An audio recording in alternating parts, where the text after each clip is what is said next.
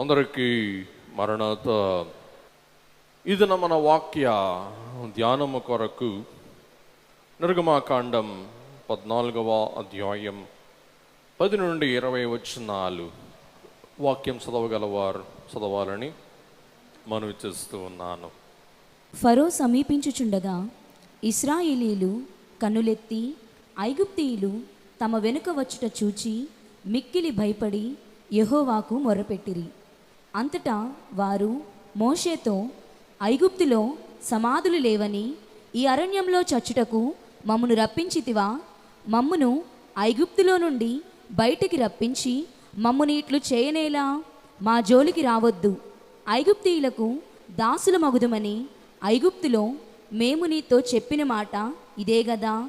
మేము ఈ అరణ్యమందు చచ్చుట కంటే ఐగుప్తులకు దాసుల మగుటయే మేలని చెప్పిరి. అందుకు మోషే, భయపడుకుడి, యెహోవా మీకు నేడు కలుగజేయు రక్షణను మీరు ఊరగా నిలుచుండి చూడుడి. మీరు నేడు చూచిన ఐగుప్తీయులను ఇక మీదట మరి ఎన్నడూను చూడరు. యెహోవా మీ పక్షమున యుద్ధము చేయును, మీరు ఊరగయే ఉండవలెనని ప్రజలతో చెప్పెను. అంతలో యెహోవా మోషేతో, నీవేళ నాకు మొరపెట్టుచున్నావు? సాగిపోవుడి అని ఇశ్రాయేలులతో చెప్పుము. నీవు నీ కర్రను ఎత్తి ఆ సముద్రము వైపు నీ చెయ్యి చాపి దాని పాయలుగా చేయుము. అప్పుడు ఇశ్రాయేలీలు సముద్రము మధ్యను ఆరిన నేల మీదను నడిచిపోవుదురు. ఇదిగో నేనే ఐగుప్తీయుల హృదయములను కఠినపరచుదును, వారు వీరిని తరుముదురు. నేను ఫరో వలనను అతని సమస్త సేనల వలనను అతని రథముల వలనను అతని గుర్రపు రౌతుల వలనను నాకు మహిమ తెచ్చుకొందును. నేను ఫరో వలనను అతని రథముల వలనను అతని గుర్రపు రౌతుల వలనను మహిమ తెచ్చుకొనున్నప్పుడు నేను యెహోవానని ఐగుప్తీయులు తెలుసుకొందురనెను. అప్పుడు ఇశ్రాయేలు ఎదుట సమూహమునకు ముందుగా నడిచిన దేవదూత వారు వెనుకకు పోయి వారిని వెంబడించెను. ఆ మేఘస్తంభము వారి ఎదుట నుండి పోయి వారి వెనుక నిలిచెను. అది ఐగుప్తీయుల సేనకు ఇశ్రాయేలుల సేనకు నడుమ ప్రవేశించెను. అది మేఘము గనుక వారికి చీకటి కలిగెను గాని రాత్రి అది వీరికి వెలిగిచ్చెను గనుక ఆ రాత్రి అంతయు ఐగుప్తీయుల సేన ఇశ్రాయేలీయులను సమీపింపలేదు. మహిమ కలుగును గాక. ఆమేన్.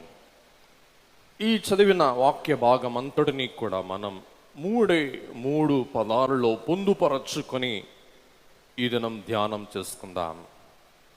మొదటి పదము నిలువు, రెండవ పదము పిలువు, మూడవ పదము కొలువు. నిలువు, పిలువు, కొలువు. ఇశ్రాయేలీయులైన వారు ప్రయాణములో ఉన్నారు.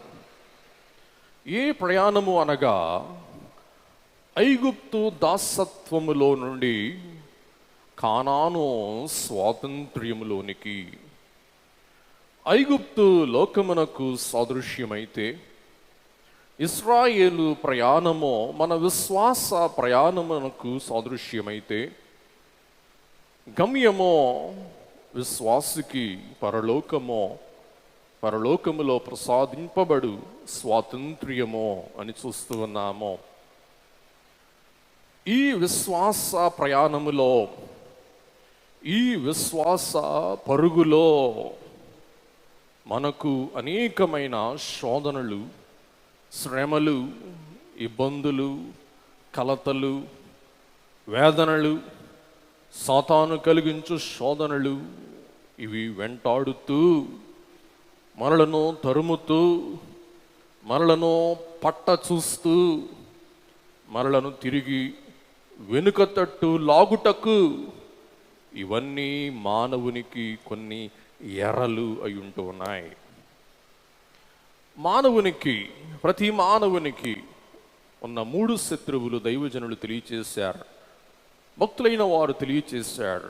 ఒకటి శరీరమో, రెండవది లోకమో, మూడవది సాతాను. అవునండి, మన జీవితంలో కూడా శత్రువులు ఉండక మానరు. మన జీవితంలో కూడా శోధనలు ఉండక మానవు. అలాగే మన జీవితంలో ఇంచుమించు ఒక నెల క్రితం వరకు మనమందరం కరోనా అను వ్యాధి ద్వారా తరుమబడిన వారమై ఉన్నాం. ఈ వ్యాధి ద్వారా మనం భయపెట్టబడిన వారమై ఉన్నాం. ఇశ్రాయేలును ఎలాగూ ఐగుప్తు లేక ఫరో సేన తరిమిందో అలాగున గత సంవత్సరం, ఈ సంవత్సరం కూడా మనల్ని ఏం చేసింది చెప్పండి?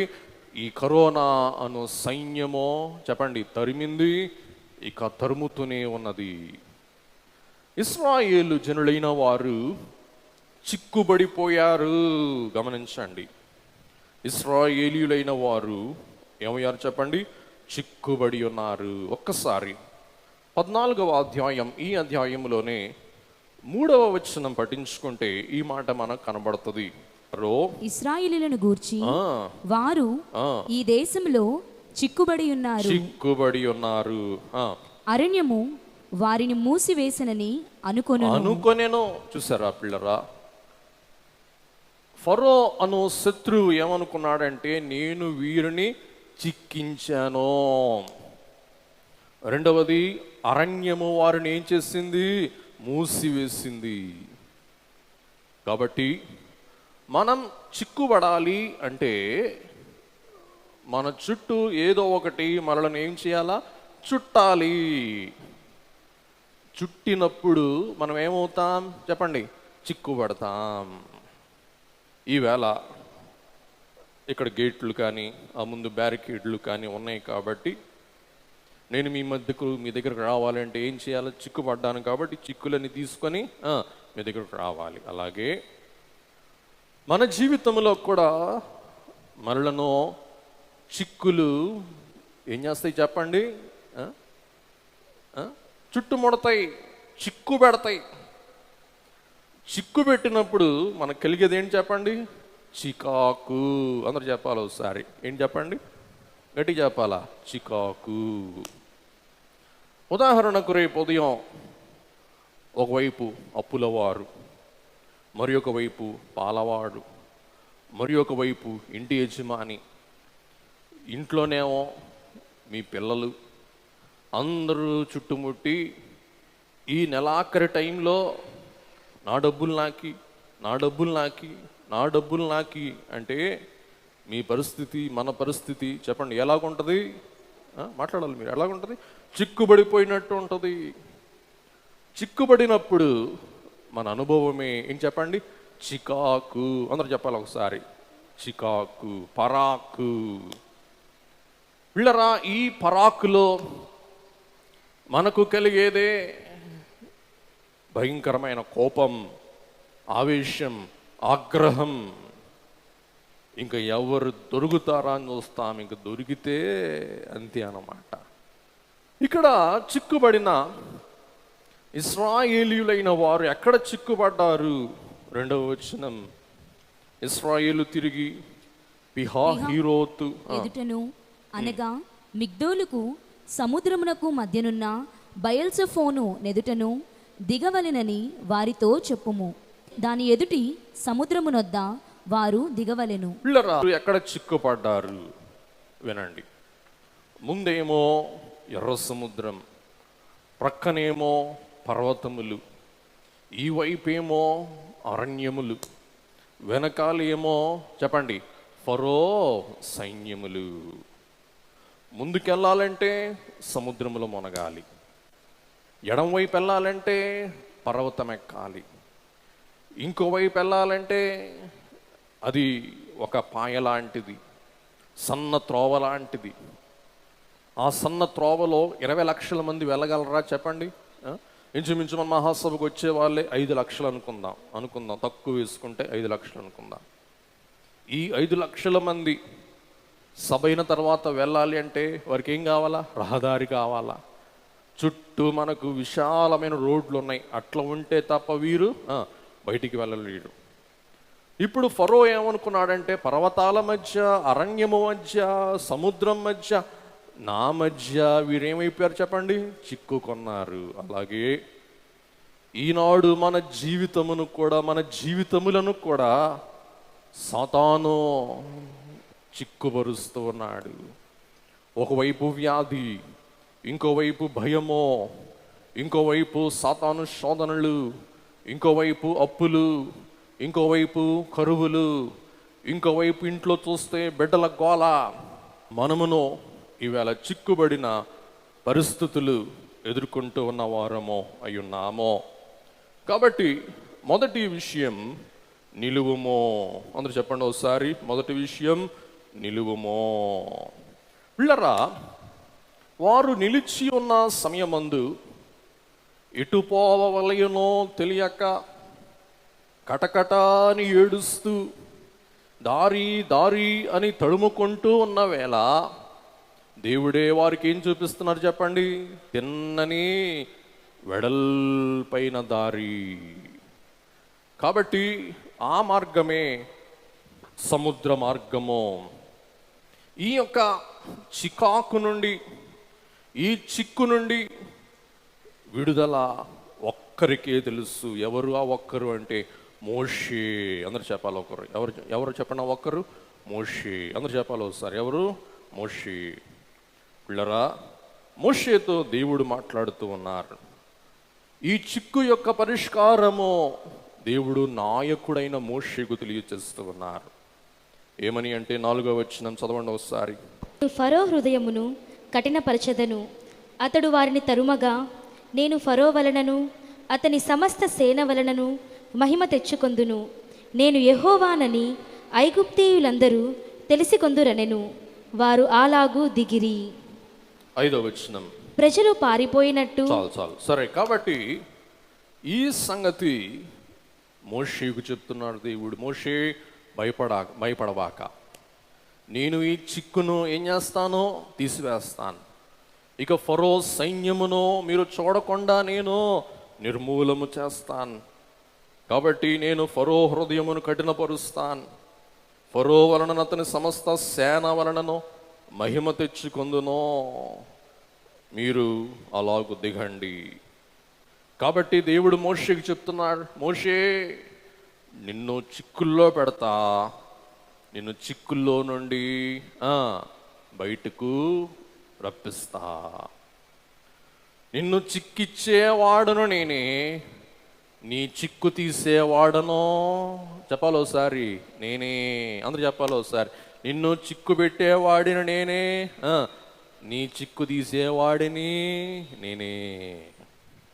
కాబట్టి అమ్మా, చిక్కు ఎవరు తీయగలరో, ఎవరు పెట్టారో వారే తీయగలరు. ఈ సంగతి మోషే ఒక్కడికే తెలుసు. దేవుడు మోషేతో చెప్పాడు, మోషే భయపడవాక, నిన్ను చిక్కు పెట్టిన నేనే నీ చిక్కు నుండి నిన్ను విడిపిస్తాను. పిల్లరా, ఇశ్రాయేలీలైన వారు నిలువుమో, నిలిచిన వారై ఉన్నారు. నిలిచిన వీరు ఏం చేస్తున్నారంటే మోషేను తిడుతున్నారు. మోషే మోషే ఎక్కడున్నావు? ఏం చేస్తున్నావు? మమ్మల్ని సావగొట్టడానికి, మమ్మల్ని బాధించడానికి, మమ్మల్ని వేధించడానికి ఎందుకు మమ్మల్ని అరణ్యములోనికి తీసుకుని వచ్చావు? పిల్లరా, ఇంచుమించు గత ఏడాదిలో, ఈ ఏడాదిలో ఏప్రిల్, మే, జూన్ నెలలో, మరి ముఖ్యంగా మే నెల చివరిలో భయానక దృశ్యాలు, భయానక వర్తమానాలు విన్న మనమే. మీలో ఎంతమంది ఈ జూలై మాసం 25వ తారీఖు వరకు బతికి ఉంటారని ధైర్యముతో ఎంతమంది మీలో ఉన్నారో ఒక్కసారి చెయ్యొద్దండి. ఎక్కడ చూసినా శవాలు, ఎక్కడ చూసినా ఆర్తనాదాలు, ఎక్కడ చూసినా రోగులు, కుప్పలు కుప్పలు కుప్పలు కుప్పలుగా రోగులు. ఇంచుమించు దినానికి 1000 మరణాలు, సొంత వారిలో మరణాలు, సొంత వారిలో కేసులు. ఇటువంటి భయంకరమైన భయానక దృశ్యాలు, భయానక వార్తలు విన్నప్పుడు మీలో ఎంతమంది ధైర్యంగా నాకేం కాదులే, నాకేమవుతులే అనుకున్నారో చేయతండి ఒకసారి. అనుకోలేమో, మన వల్ల కాదు. వీళ్ళరా చూస్తూ చూస్తూ చూస్తూ చూస్తూ మనసు జారిపోయాడు.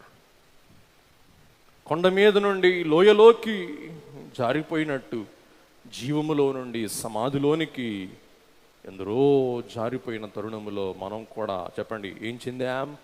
ఆందోళన, కలవరము చెందిన వారమై ఉన్నాం. అయినప్పటికీ దేవుడు తన మహాకృపను బట్టి మనల్ని గట్టెక్కిచ్చారా లేదా చెప్పండి ఒకసారి. ఎక్కిచ్చారు. వీళ్ళరా ఇక్కడ మనం చూస్తే ఐగుప్తు దేశములో ఇశ్రాయేలీయులు లేక హెబ్రీయులు ఎవరు చెప్పండి? దాసులు. ఈ దాసులకు వెట్టి చాకిరీ చేయించే మేస్త్రీలైన వారిని చూస్తేనే వీరికి ఏం చెప్పండి? భయము. వినండి, వీరి భయం ఎట్లా ఉంటుందో చెప్తున్నాను మీకు, వినండి. వీరి చేత ఎవరు పని చేయిస్తున్నారు? మేస్త్రులు పని చేయిస్తున్నారు.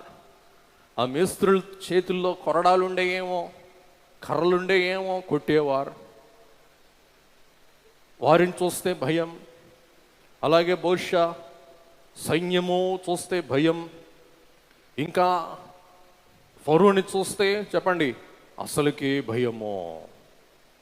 పిల్లరా, అటువంటి భయము గుప్పిట్లో ఐగుప్తులో ఉన్న ఇశ్రాయేలు వారిలో భయమును తొలగించుటకు, భయమును పరిహారము చేయుటకు, వారికి అభయమిచ్చుటకు, వారిని దాసులుగా ఉన్న వీరిని స్వతంత్రులుగా మార్చుటకు, పిరికి వారైన వీరిని ధైర్యవంతులుగా మార్చుటకు దేవుడు ఏం చేస్తూ ఉన్నారంటే ఫరోని రానిచ్చారు, ఫరోని తరుమనిచ్చారు. ఫరోని వాళ్ళ కళ్ళ ముందే ఏం చేశారు? పూడ్చిపెట్టి వేశారు. ఇప్పుడు ఇశ్రాయేలీయులైన వారికి వారి కళ్ళ ముందు పాతి పెట్టబడిన ఫరో అంటే భయం ఉంటుందా? మాట్లాడాలా? ఉంటుందా? ఉండదు. కాబట్టి దేవుడు మన జీవితంలో గమనించండి, కొన్ని శ్రమలకు, కొన్ని శోధనలకు సెలవిస్తారు. ఎందుకంటే ఆ శ్రమ రానిచ్చి, ఆ శ్రమలో మనల్ని ధైర్యపరచుటకు, ఆ శ్రమ అంటే మనకున్న భీతి పరిహారము చేయుటకు, మనకు ధైర్యము కలిగించుటకు దేవుడు మన జీవితంలో కూడా చెప్పండి ఏం చేస్తూ ఉంటారు? శ్రమలకు ఆయన సెలవిస్తూ ఉంటారు. పిల్లరా, దేవుడు వారిని ఐగుప్తు దేశములో 10 తెగుల నుండి సంరక్షించాడు. తన బలమైన బాహువు చాపి వారిని బయటకు విమోచించాడు. వారు ఇంకా బయటికి వచ్చి 2 దినాలైందో లేదో వారు చూచిన వాటిని, వారు కన్న వాటిని, వారు విన్న వాటిని అన్నిటినీ కూడా వారు ఏం చేశారు చెప్పండి? మరచిపోయారు. అందరు చెప్పాలి గట్టిగా, ఏం చేశారు చెప్పండి? మరచిపోయారు. అందుకే దావీదు గారు అంటారు, నా ప్రాణమా యెహోవాను సన్నుతించుము, నా అంతరంగములో ఉన్న సమస్తమా ఆయన పరిశుద్ధ నామమును సన్నుతించుము. నా ప్రాణమా యెహోవాను స్తుతించుము, ఆయన చేసిన ఉపకారములలో దేనిని మరువకుము.